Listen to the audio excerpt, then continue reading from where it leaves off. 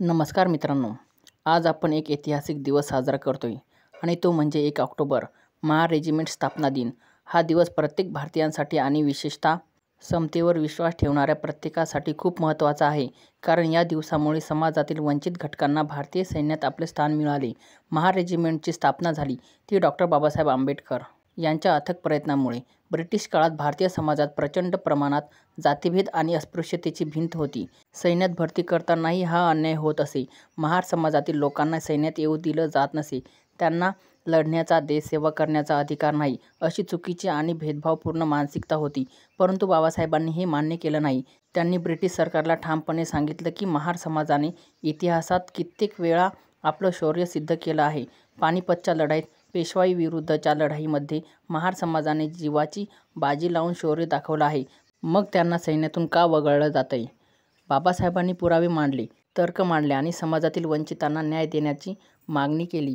त्यांच्या या दबावामुळे अखेर 1 ऑक्टोबर 1941 रोजी महार रेजिमेंटची स्थापना झाली.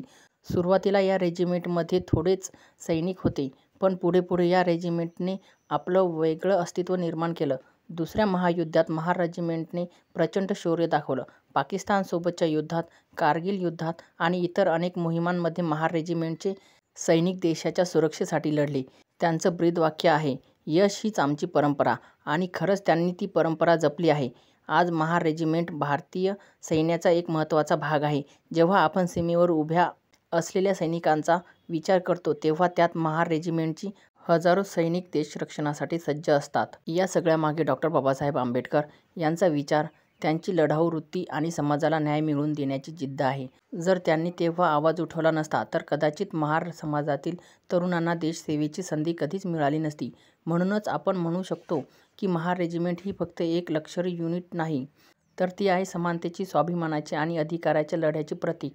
1 ऑक्टोबर हा दिवस आपल्याला आठवण करून देतो की हक्क मिळवण्यासाठी संघर्ष करावा लागतो आणि तो संघर्ष जर योग्य मार्गाने केला तर यश नक्की मिळतं.